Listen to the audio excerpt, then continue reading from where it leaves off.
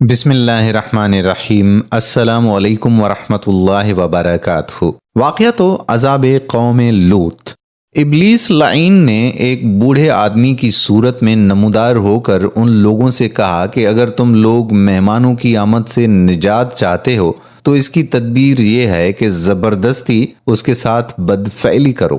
چنانچہ سب سے پہلے خود ایک خوبصورت لڑکے کی شکل میں ظاہر ہوا اور اپنے ساتھ ان لوگوں سے خوب بدفعلی کرائی۔ پھر رفتہ رفتہ اس برے کام کے لیے یہ لوگ اس قدر عادی ہو گئے کہ عورتوں کو چھوڑ کر مردوں سے اپنی شہوت پوری کرنے لگے۔ چنانچہ حضرت لوط علیہ السلام نے ان لوگوں کو اس فعل بد سے منع کرتے ہوئے اس طرح واعظ فرمایا۔ قرآن پاک میں آتا ہے، اے میری قوم، تم وہ بے حیائی کرتے ہو جو تم سے پہلے جہان میں کسی نے نہیں کی، بلکہ تم لوگ حد سے گزر گئے۔ سورہ اعراف آیت نمبر 10۔ لوط علیہ السلام کے اس اصلاحی اور مصلحانہ واعظ کو سن کر اس قوم نے نہایت بے باکی اور انتہائی بے حیائی کے ساتھ کیا کہا، اس کو قرآن کی زبان سے سنیے۔ ترجمہ: اور اس کی قوم کا کچھ جواب نہ تھا مگر یہی کہنا کہ ان کو اپنی بستی سے نکال دو، یہ لوگ تو پاکیزگی چاہتے ہیں۔ سورہ اعراف۔ اس قوم کی سرکشی اور بدفعلی قابل ہدایت نہ رہی تو اللہ تعالیٰ کا عذاب آ گیا۔ چنانچہ حضرت جبرائیل علیہ السلام فرشتوں کو ہمراہ لے کر آسمان سے اترے اور حضرت ابراہیم علیہ السلام سے ملنے کے بعد رخصت ہو کر حضرت لوط علیہ السلام کے پاس پہنچے۔ یہ سب فرشتے بہت حسین اور خوبصورت لڑکوں کی شکل میں تھے۔ ان مہمانوں کے حسن و جمال کو دیکھ کر اور قوم کی بدکاری کا خیال کر کے حضرت لوط علیہ السلام بہت فکر مند ہوئے۔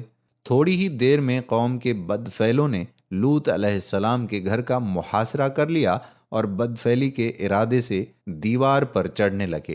آپ علیہ السلام نے نہایت دل سوزی کے ساتھ ان لوگوں کو سمجھایا اور اس برے کام سے منع کرنا شروع کر دیا، مگر یہ بدفعل اور سرکش قوم اپنے بیہودہ اقدام سے باز نہ آئی۔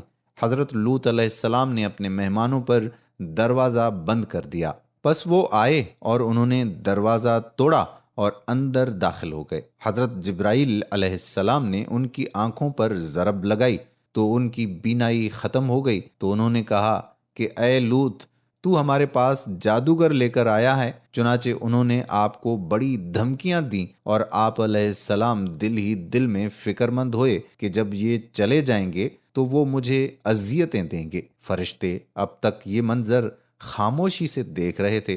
جب ان اوباشوں کی گستاخی اور حضرت لوط علیہ السلام کی پریشانی اور بے بسی کی انتہا ہو گئی تو جبرائیل علیہ السلام گویا ہوئے، آپ ڈریے نہیں، میں آپ کے رب کی طرف سے بھیجا ہوا ہوں۔ اے لوط، گھبراؤ نہیں، دروازہ کھول دو اور ان مسخروں کو آگے آنے دو۔ ہم لڑکے تھوڑے ہی ہیں کہ یہ آگے بڑھ کر ہم کو دبوچ لیں گے۔ اب ان ظالموں کی مہلت کی گھڑیاں ختم ہو گئیں، صرف صبح ہونے کی دیر ہے اور صبح کے طلوع ہونے میں اب زیادہ وقت نہیں۔ حضرت لوط علیہ السلام نے کہا، اب سورہ ہود میں مذکور قرآن مجید کے الفاظ میں سنیے، جس کا ترجمہ ہے، تو جب ہمارے بھیجے ہوئے فرشتے لوط کے پاس پہنچے تو وہ بہت غمگین اور تنگ دل ہوئے، کیونکہ انہوں نے فرشتوں کو پہچانا نہ تھا۔ وہ سمجھے کہ وہ انسان ہیں اور وہ اپنی قوم کی عادت بد سے واقف تھے۔ کہنے لگے کہ آج کا دن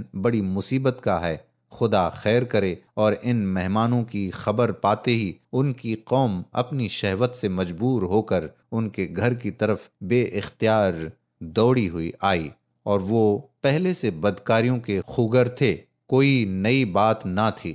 لوط علیہ السلام نے کہا، اے میری قوم، یہ میری بیٹیاں موجود ہیں، تم ان سے نکاح کر کے اپنی جنسی خواہش کو پورا کرو، یہ تمہارے لیے زیادہ پاکیزہ ہے، اور اللہ سے ڈرو کہ پاک اور جائز طریقے کو چھوڑ کر ایسے خلاف فطرت اور گندے کاموں میں مبتلا ہوتے ہو، اور میرے مہمانوں کے معاملے میں مجھے رسوا نہ کرو۔ میزبان کی بے غیرتی ہے، کیا تم میں کوئی بھی بھلا آدمی نہیں ہے جو میری مدد کرے؟ وہ بولے، اے لوط، تم جانتے ہو کہ ہم کو تمہاری بیٹیوں سے کوئی غرض نہیں ہے، اور تم خوب جانتے ہو جو ہم چاہتے ہیں، پھر حجت کیوں کر رہے ہو؟ ہم اپنا ارادہ پورا کیے بغیر نہیں مانیں گے۔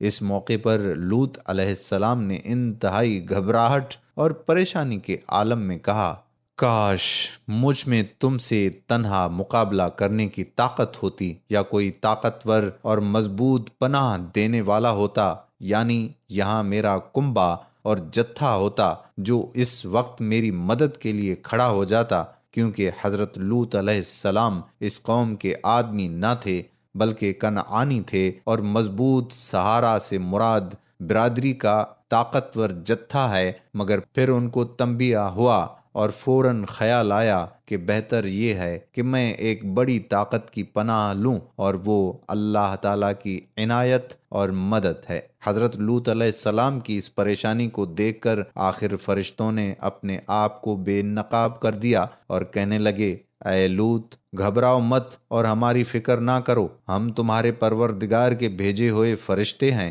جو ان کو تباہ کرنے کے لیے آئے ہیں۔ یہ ہمارا تو کیا بگاڑیں گے، تم تک بھی نہ پہنچ پائیں گے، سو تم کچھ رات رہے اپنے اہل و عیال کو لے کر نکل جاؤ، اور تم میں سے کوئی شور اور دھماکہ یعنی عذاب کی آواز سن کر پیچھے مڑ کر بھی نہ دیکھے۔ ہاں، تمہاری بیوی جو قوم سے ملی ہوئی ہے، وہ ان کی فکر میں پیچھے مڑ کر دیکھے گی، بے شک اس کو بھی وہ عذاب پہنچ کر رہے گا جو ان کو پہنچے گا، اور وہ اس لپیٹ میں آ جائے گی۔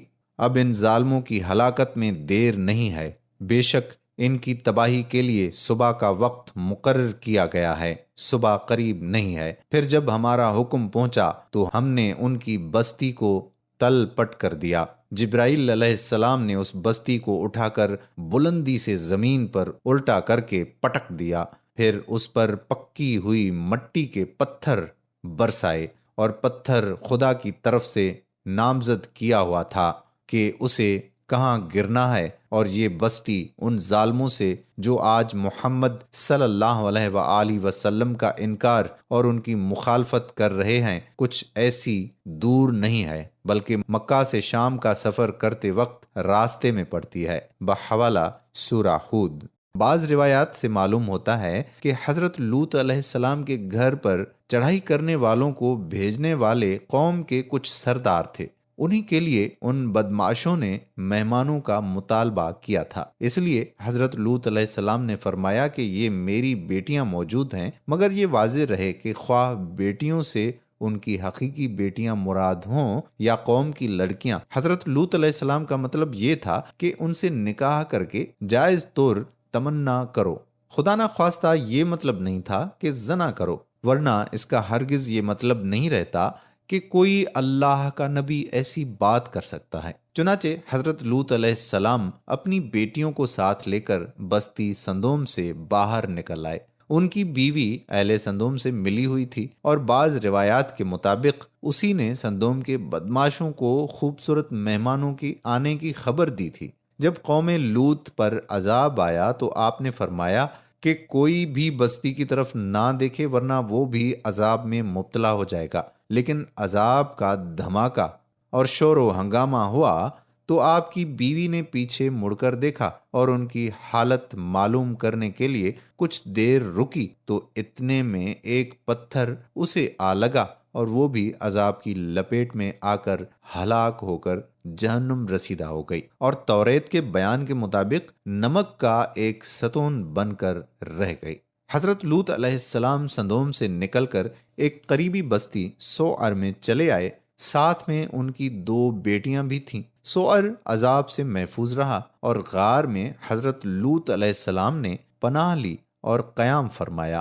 اللہ تعالیٰ نے زمین کو لپیٹ دیا۔ اس طرح آپ علیہ السلام اپنے چچا حضرت ابراہیم علیہ السلام کے پاس پہنچ گئے۔ روایت ہے کہ حضرت لوط علیہ السلام نے یاقین نامی بستی میں رہائش اختیار کی۔ اس سے پہلے آپ زغر میں تشریف فرما ہوئے۔ جب آپ علیہ السلام نے عذاب الہی کے آثار کو دیکھا تو آپ علیہ السلام اللہ تعالیٰ کے حکم سے وہاں چل دیے اور اس جگہ پر سجدہ ریز ہوئے، اور آپ کی زبان مبارک سے یہ الفاظ نکلے، میں نے یقین کر لیا کہ اللہ کا وعدہ برحق ہے۔ انہی الفاظ کی مناسبت سے اس جگہ کو یقین کے نام سے پکارا جاتا ہے۔ مقام یقین قریہ بنی نعیم سے 2 میل کے فاصلے پر ہے، جہاں سیدنا ابراہیم خلیل اللہ علیہ الصلاۃ والسلام اور سیدنا لوط علیہ السلام کا مقام مصلی ہے۔ وادی پر قہر الہی سے آنے والی تباہی کے بعد اللہ کے حکم سے اس قریہ بنی نعیم کا رخ کیا، جہاں ان کے چچا حضرت ابراہیم علیہ السلام قریب ہی الخلیل میں رہتے تھے۔ اس پہاڑی سے بحر لوط بالکل سامنے نظر آتا ہے، اور یہی حضرت لوط علیہ السلام کفر بریک نامی گاؤں میں مسجد الخلیل حبرون، جس کے نیچے ایک غار ہے جہاں انبیاء کرام 1 فرسخ کے قریب فاصلے پر مدفون ہیں۔ سیدنا لوط علیہ السلام کی قبر مبارک زمانہ گزشتہ سے اب تک موجود ہے۔ یہ 5 بڑے بڑے شہر تھے۔ ان بستیوں کو قرآن کریم میں موتفقہ کے نام سے موسوم کیا گیا ہے۔ قرآن پاک میں آتا ہے، پس سورج کے نکلتے ہی ایک زوردار چنگھاڑ نے انہیں آ پکڑا۔ جب انہوں نے صبح کی تو اللہ تعالیٰ کے حکم پر جبرائیل علیہ السلام نے ان کی بستیوں پر حملہ کیا اور انہیں ان کی بنیادوں سے ہلا دیا۔ زمین کو 7 زمینوں سے اکھیڑا، پھر اپنے پر ان کے نیچے داخل کیے اور اپنے پروں کے اطراف پر اس شہر کی بستیوں کو ان میں موجود ہر شے کے ساتھ اس طرح اٹھا لیا کہ ہر چیز اپنی جگہ رہی، پانی کے برتن سے پانی بھی نہیں گرا۔ پھر ان سب بستیوں کو آسمان کے قریب تک بلند لے گئے، یہاں تک کہ آسمان دنیا کے باسیوں نے ان کے مرغوں کی آواز اور ان کے کتوں کے بھونکنے کی آوازیں سنی۔ پھر سیدھا اٹھانے کے بعد اوندھا کر کے پلٹ دیا اور زمین کی طرف پھینک دیا، جو ان کے عمل خبیث کے مناسب حال تھا۔ ان میں سے جو سب سے پہلے نیچے گرے وہ ان کے بالا خانے تھے۔ کسی قوم کو وہ عذاب نہیں دیا گیا جو انہیں دیا گیا۔